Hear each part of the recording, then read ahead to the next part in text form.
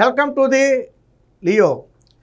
సరస్వతి కంపెనీకి సంబంధించి షేర్ల బదలాయింపు విషయంలో వైఎస్ జగన్ కుటుంబం ఆ రోడ్డుకెక్కింది. మనందరికీ తెలుసు. గతంలో కుటుంబ ఒప్పందం ప్రకారం షేర్లను అయితే బదిలీ చేయడం జరిగింది. ఒక రకంగా గిఫ్ట్ డీడ్గా వాటిని అయితే ఇవ్వడం జరిగింది.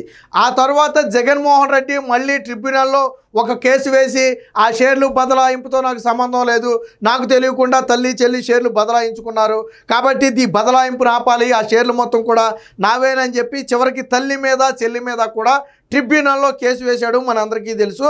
దానికి గాను ఈరోజు అటు విజయమ్మ అలాగే షర్మిల ఇద్దరు కూడా కౌంటర్ అయితే దాఖలు చేయడం జరిగింది. ఈ కౌంటర్లో ఆ విజయమ్మ అయితే ఒక విషయం చెప్పింది. జగన్మోహన్ రెడ్డి, భారతీ రెడ్డి వీరిరువురు చెప్పిన అంశాలన్నీ కూడా పూర్తి అవాస్తవాలు, పచ్చి అబద్ధాలు. కుటుంబ గొడవల వలనే ఈ షేర్లు వెనక్కి తీసుకోవటం అనేది చట్టపరంగా నిలబడేది కాదు. మా మధ్య ఎటువంటి ఇది కూడా లేదు. ఒక రకంగా తల్లిని చెల్లిని కూడా ఆ కోర్టులో నిలబెట్టాల్సి రావటం అనేది నాకు బాధగా ఉందని చెప్పి నిన్న ఒక కౌంటర్ అయితే దాఖలు చేయడం జరిగింది. ఇదే సమయంలో ఆ చెల్లెలు షర్మిల కూడా వాస్తవానికి కుటుంబ వ్యవహారాల్లో ట్రిబ్యునల్ జోక్యం చేసుకోవడానికి కూడా అధికారం లేదు. ఇవన్నీ కూడా గతంలో జరిగిన ఒప్పందం ప్రకారమే బదలాయింపులు జరిగాయి. అంటే వీరికి ఒక వ్యక్తికి ఇన్ని షేర్లు, ఒక వ్యక్తికి ఇన్ని షేర్లు అని చెప్పి కుటుంబం మొత్తం కూర్చుని ఒక అగ్రిమెంట్ రాసుకుని అగ్రిమెంట్ మీద కుటుంబ సభ్యులందరూ సంతకాలు పెట్టి ఆ తర్వాత బదలాయించినటువంటి షేర్లు అవి. అంతేగాని ఉన్నట్టుండి ఎటువంటి ఒప్పందాలు లేకుండా బదలాయించింది కాదు. ఆల్రెడీ కుటుంబ అగ్రిమెంట్ ఆధారంగా బదలాయించారు. కానీ జగన్మోహన్ రెడ్డి ఏమంటాడు, నా చెల్లి నాకు నష్టం చేసింది రాజకీయంగా, నా తల్లి నాకు రాజకీయంగా నష్టం చేసింది కాబట్టి ఆ షేర్లు బదలాయింపు కుదరదు అంటాడు. అసలు కుటుంబ ఒప్పందం ప్రకారం చేసుకున్న పత్రం ప్రకారం జరిగిన షేర్లను రాజకీయాలతో లింకు పెట్టడం అనేది కొసమెరుపు. ఈరోజు నిన్న వేసినటువంటి కౌంటర్లో కూడా విషయాన్ని అదే చెప్పారు. వాస్తవానికి ఇది ట్రిబ్యునల్ పరిధిలోది కాదు, ఇది కుటుంబ వ్యవహారం. జగన్మోహన్ రెడ్డి చెప్పాడు, మా కుటుంబం నన్ను ఇబ్బంది పెట్టింది కాబట్టి నేను షేర్లు ఇవ్వనని చెప్పి జగన్మోహన్ రెడ్డి చెప్తున్నాడు. అలాగే భారతీ రెడ్డి కూడా ఇందులో ఇన్వాల్వ్ అయి ఉంది. జగన్మోహన్ రెడ్డి వేసినటువంటి పిటిషన్లో భారతీ రెడ్డి ఇన్వాల్వ్మెంట్ కూడా ఉంది. కాబట్టి నిన్న విజయమ్మ వీరిద్దరి పేర్లను ప్రస్తావిస్తూ రాసింది. నా కొడుకు జగన్మోహన్ రెడ్డి, నా కోడలు భారతీ రెడ్డి, వీరిద్దరూ చెప్పినవన్నీ కూడా అవాస్తవాలు. ఒక రకంగా కుటుంబ సమస్యలను ఇలాగా కోర్టులో పరిష్కరించుకోవాల్సి రావటం అనేది నాకు తీవ్రంగా కలిచివేస్తుంది. బట్ తప్పదు కాబట్టి నేను కౌంటర్ అయితే దాఖలు చేస్తున్నానని చెప్పి నిన్న విజయమ్మ ఒక లేఖ అయితే రాయడం జరిగింది. అంటే జగన్మోహన్ రెడ్డిని, భారతీ రెడ్డిని విజయమ్మ కూడా నమ్మటం లేదు అనడానికి ఇది ఒక ఉదాహరణ. వాస్తవానికి విజయమ్మ జగన్మోహన్ రెడ్డిని ఎప్పుడో దూరం పెట్టింది. మీకు మొన్న ఎన్నికల సమయంలోనే కడప నుంచి పోటీ చేసిన షర్మిలకు ఓటేయమని అడిగింది తప్ప జగన్మోహన్ రెడ్డికి ఓటేయమని అడగల. అలాగే అసలు ఓటు కూడా వేయకుండా అమెరికా వెళ్ళిపోయి షర్మిల కుమారుని దగ్గరే ఆ విజయమ్మ తలదాచుకుంది. సరే, ప్రస్తుతానికి ఆవిడ ఇంకా తిరిగి వచ్చిందా లేదా అనేది మనకైతే తెలియదు. కానీ నిన్న వేసినటువంటి కౌంటర్ అనేది ఇప్పుడు రాజకీయ వర్గాల్లో చర్చగా మారింది. జగన్మోహన్ రెడ్డి, భారతీ రెడ్డి ఆస్తి కోసం మరీ ఇంతలా దిగజారిపోయారా? కుటుంబాన్ని, తల్లిని చెల్లిని కూడా దూరం పెట్టారా? జగన్మోహన్ రెడ్డికి ఏమైనా ఆస్తి లేదా? ఇప్పుడు చాలామంది అనే ప్రశ్న ఏంటంటే, సరే గొడవలు ఏదైనా ఉండే రాజకీయంగా వాళ్ళకి ఎన్నైనా ఉండే కుటుంబం అంటే గొడవలు ఉంటాయి కాదని ఎవరు అంట్లా. దీన్ని రోడ్డుకి ఇచ్చింది ఎవరు? షర్మిల విజయమ్మ కూడా చెప్పేది అదే. ఈ కుటుంబ గొడవలను రోడ్డుకి ఇచ్చింది ఎవరు? జగన్మోహన్ రెడ్డి. మొట్టమొదటి ట్రిబ్యునల్లో కేసు వేసింది జగన్మోహన్ రెడ్డి. జగన్మోహన్ రెడ్డి ట్రిబ్యునల్లో కేసు వేశాకే తల్లి చెల్లి బయటకు వచ్చారు. అంతకుముందు వరకు వాళ్ళు కుటుంబ సమస్యలు ఎక్కడా మాట్లాడలేదే. ఓపెన్గా షర్మిల కానీ విజయమ్మ కానీ జగన్మోహన్ రెడ్డితో ఉన్న ఆస్తి లావాదేవీల గురించి కానీ వాళ్ళ కుటుంబ సమస్యల గురించి కానీ పబ్లిక్ డొమైన్లో ఎక్కడా మాట్లాడాల. అంతర్గతంగా వాళ్ళు మాట్లాడుకుంటూ ఉండొచ్చు కానీ పబ్లిక్ డొమైన్లో ఎక్కడా మాట్లాడాల. కానీ జగన్మోహన్ రెడ్డి మాత్రం తల్లి మీద చెల్లి మీద ట్రిబ్యునల్లో కేసేశాడు. అప్పుడు ఇది రోడ్డుకి ఎక్కింది. మళ్ళీ వైసీపీ నేతలు చాలామంది అంటారు, ఆడ కుటుంబం వ్యవహారాలు మీరెందుకు దూరుతున్నారని. 4 గోడల మధ్య చూసుకుంటేనే నీ కుటుంబ వ్యవహారం. రోడ్డుకెక్కి కొట్టుకుంటే అది నీ కుటుంబ వ్యవహారం కాదు. 10 మంది మాట్లాడతారు. మీరు రోడ్డుకి ఎక్కితే దాని గురించి ఖచ్చితంగా 10 మంది మాట్లాడతారు. అప్పుడు నా కుటుంబం, నా ఫ్యామిలీ అంటే ఎలా కుదురుద్ది? నీ కుటుంబం, నీ ఫ్యామిలీ 4 గోడల మధ్య ఉండాలి. కానీ జగన్మోహన్ రెడ్డి ఏం చేశాడు? 4 గోడల మధ్య పరిష్కరించుకోవాల్సిన అంశాన్ని తీసుకెళ్ళి పబ్లిక్లో పెట్టాడు. మాట్లాడతారు ఖచ్చితంగా. సో దీనికి సంబంధించిన వార్త ఒకటి వచ్చింది, ఒకసారి చూద్దాం. జగన్ భారతీ ఆరోపణలు ఖండిస్తున్న రాజకీయ ఉద్దేశాలు, కారణాలతోనే జగన్ కేసు వేశారు. వాళ్ళు చెప్పినట్టుగా ఫ్యామిలీ పరంగా ఎటువంటి డిస్ప్యూట్స్ లేవు, అది చెల్లదు కూడా. కానీ కేవలం రాజకీయ దురుద్దేశం అంటే షర్మిల కాంగ్రెస్ పార్టీ అధ్యక్షురాలుగా పిసిసి అధ్యక్షురాలుగా ఉండటం జగన్మోహన్ రెడ్డికి నచ్చలేదు.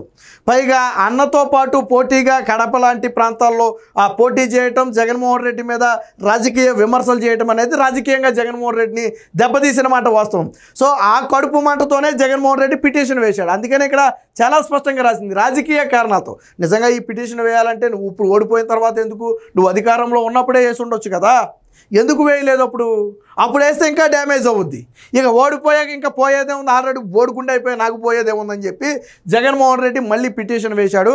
ఇదే అంశాన్ని విజయం అయితే గుర్తు చేసింది. ఇది కేవలం రాజకీయ దురుద్దేశంతో, నా కూతురు మీద కక్షతో, అంటే షర్మిల మీద రాజకీయ కక్షతో వేసిన పిటిషన్ అని చెప్పి చెప్పడం జరిగింది. ఇందులో భారతీరెడ్డి పేరును కూడా విజయం అయితే మెన్షన్ చేయడం జరిగింది. ఎన్సిఎల్టీలో తల్లి విజయలక్ష్మి కౌంటర్, అలాగే చెల్లి షర్మిలారెడ్డి కూడా ఎంఓయు ప్రకారమే సరస్వతి షేర్ల బదలాయింపు జరిగింది. అంటే ముందస్తు ఏదైతే అగ్రిమెంట్ ఉందో, నేను ఇందాకే చెప్పా, ఫ్యామిలీ మొత్తం ఏదైతే ఒక ఎంఓయు కుదుర్చుకున్నారో ఆ ఎంఓయు ప్రకారమే సరస్వతి షేర్ల బదలాయింపు జరిగింది తప్ప ఇందులో ఎటువంటి అవకతవకలు లేవు. కుటుంబ ఒప్పందంలో ఇది జోక్యం చేసుకోవడం కూడా, అంటే ఈ ట్రిబ్యునల్ జోక్యం చేసుకోవడం కూడా తగదని చెప్పి నిన్న విజయం అయితే చెప్పడం జరిగింది. పిల్లల మధ్య వివాదంతో కోర్టు గదిలో నిలబడాల్సి రావడం కలిసివేస్తుందని చెప్పి, అంటే అటు తల్లికి, అంటే అటు కూతురికి కొడుక్కి మధ్య వచ్చినటువంటి ఈ వివాదంలో తల్లి కోర్టులోకి వచ్చి నిలబడాల్సి రావడం కూడా ఒక రకంగా బాధగా ఉందని చెప్పి అయితే మాట్లాడటం జరిగింది. బాధతోనే కౌంటర్ వేస్తున్నానని చెప్పి విజయలక్ష్మి అయితే అఫిడవిట్లో అయితే రాయడం జరిగింది. అంతా చట్ట ప్రకారమే జరిగింది. తదుపరి విచారణ మార్చి 6కి అయితే వాయిదా. సో మొత్తానికి ఇటు తల్లి అటు చెల్లి ఇద్దరు కూడా జగన్మోహన్ రెడ్డి ఏదైతే అగ్రిమెంట్ ఉందో దాన్ని కాల రాశాడు, అగ్రిమెంట్ని కాదని మా మీద కేసు వేశాడు. కాబట్టి ఈ కేసు ట్రిబ్యునల్కు పరిశీలించే అధికారం కూడా లేదని చెప్పి నిన్నైతే వాళ్ళైతే చెప్పడం జరిగింది. నా కుమారుడు జగన్, కోడలు భారతి చేస్తున్న ఆరోపణలు ఖండిస్తున్నాను. నా పిల్లల మధ్య వివాదం కారణంగా నేను కోర్టు గదిలో నిలబడాల్సి రావడం తీవ్రంగా కలిచివేస్తుంది. బాధతృప్త హృదయంతో కౌంటర్ దాఖలు చేస్తున్నాను. జగన్ భారతిని పేర్కొంటున్న విషయాలు నిరాధారం. సదరు ఆరోపణలు న్యాయ సమీక్షకు కూడా నిలబడవు అని వైసీపీ అధ్యక్షుడు వైఎస్ జగన్మోహన్ రెడ్డి తల్లి వైఎస్ విజయలక్ష్మి అయితే పేర్కొన్నారు. కంపెనీ వాటాల చట్టబద్ధంగా బహుమతిగా ఇస్తూ చేసుకున్న కుటుంబ ఒప్పందంలో జాతీయ కంపెనీల చట్టం, అంటే ఈ ట్రిబ్యునల్ జోక్యం తగదని కూడా చెప్పడం జరిగింది. సో కాబట్టి ఇవన్నీ కూడా తన భార్య భారతి, అలాగే తమ కంపెనీలో క్లాస్టిక్ రియాలిటీ పేరిట మొత్తం 51% వాటాలు యథావిధిగా, అంటే ఏదైతే గతంలో ఉన్నటువంటి ఈ ఒప్పందం ప్రకారం జరిగినటువంటి బదలాయింపులు ఉన్నాయో వాటిని యథాతథంగా ఉంచాలి తప్ప ఇందులో కంపెనీ జోక్యం చేసుకోవద్దని చెప్పి వాళ్ళైతే చెప్పడం జరిగింది. ఒక రకంగా జగన్మోహన్ రెడ్డి తన గోతిని తానే తవ్వుకుంటున్నాడు. నేను ఇందాకే చెప్పినట్టుగా 4 గోడల మధ్య కూర్చుని మాట్లాడుకుని సమస్యను పరిష్కరించుకోవాల్సింది, లేదా 4 కుటుంబ సభ్యులను కూర్చోబెట్టి మాట్లాడించి పరిష్కరించుకోవాల్సిన విషయాలను జగన్మోహన్ రెడ్డి పబ్లిక్లో పెట్టి అపహాస్యం చేసే ప్రయత్నం చేస్తున్నాడు. బట్ ఆ దెబ్బ ఎవరికి తగులుతుందంటే జగన్మోహన్ రెడ్డి తగులుతుంది. మీరు ఒకటి ఆలోచించండి, ఇప్పుడు ఎవరైనా సరే న్యాయం మాట్లాడితే రాజశేఖర్ రెడ్డి బ్రతుకున్న సమయంలో, మొన్న విజయసాయి రెడ్డి కూడా చెప్పింది అదే కదా, షర్మిల దగ్గరికి వెళ్ళి రాజశేఖర్ రెడ్డి బ్రతుకున్నప్పుడు కొడుక్కి సగం కూతురికి సగం అన్నారు. ఇది రాజశేఖర్ రెడ్డి బ్రతుకున్నప్పుడే జరిగింది. ఆ తర్వాత రాజశేఖర్ రెడ్డి చనిపోయిన తర్వాత కూడా జగన్మోహన్ రెడ్డి షర్మిలకు వాటాలు ఇవ్వడానికి అంగీకారం తెలిపి ఎంఓయు కుదుర్చుకున్నారు. ఆ ప్రకారం ఇప్పుడు బదిలీ జరిగింది. కానీ చెల్లి నాతో కలిసి ఉంటే ఇచ్చేవాడిని, నాతో కలిసి లేదు కాబట్టి నేను ఇవ్వను. నీ ఆస్తి కాదు కదా ఇచ్చేది. ఇప్పుడు నీ ఆస్తి అనుకో, నువ్వు సంపాదించిన ఆస్తి అనుకో, అప్పుడు నువ్వు అనొచ్చు నాకు ఇష్టమైతే ఇస్తా లేకపోతే లేదని. అవి నువ్వు సంపాదించిన ఆస్తి కాదు, రాజశేఖర్ రెడ్డి సంపాదించిన ఆస్తి. కాబట్టే ఇప్పుడు విజయమ్మ కానీ షర్మిల కానీ ఎందుకు అందులో వాటాలు అడుగుతున్నారు, ఎందుకు మాకు హక్కు ఉందని డిమాండ్ చేస్తున్నారంటే అది రాజశేఖర్ రెడ్డి సంపాదించిన ఆస్తి. కాబట్టి ఈ విషయం విజయసాయి రెడ్డి కూడా మొన్న చెప్పాడు. ఏమని? బలవంతంగా నా మీద పీక మీద కత్తి పెట్టి షర్మిలకు విజయంకు వ్యతిరేకంగా మాట్లాడించారు. వాస్తవానికి ఆస్తుల్లో షర్మిలకు కూడా వాటా ఉందనే విషయం నాకు కూడా తెలుసు, నేను జగన్మోహన్ రెడ్డికి చెబితే వినలేదు అని విజయసాయి రెడ్డి కూడా షర్మిల వద్దకు వెళ్ళి బాధపడ్డాడు. ఈ విషయాన్ని స్వయంగా షర్మిలే బయటపెట్టింది. అంటే జగన్మోహన్ రెడ్డి అనే వ్యక్తి ఆస్తి కోసం కావచ్చు, లేదా తన రాజకీయ ప్రయోజనాల కోసం కావచ్చు, కుటుంబాన్ని కూడా రోడ్డు మీద పడేయటానికి వెనకాడడు అనేది స్పష్టంగా అర్థమవుతుంది. పాపం దరిద్రం ఏంటంటే ఇదే జగన్మోహన్ రెడ్డి జైల్లో ఉంటే షర్మిల తన భుజాల మీద వేసుకుని పార్టీని మోసింది. షర్మిల తన భుజాల మీద వేసుకుని పార్టీని నిలబెట్టింది. అలాగే విజయమ్మ కూడా తన సాయశక్తులా కృషి చేసింది. 2019 ఎన్నికల్లో జగన్మోహన్ రెడ్డి గెలవడానికి వీరిద్దరూ కృషి చేశారు, ప్రచారం చేశారు. కానీ జగన్మోహన్ రెడ్డికి ఏ కోసానా కూడా ఆ కృతజ్ఞతా భావం అనేది లేదు.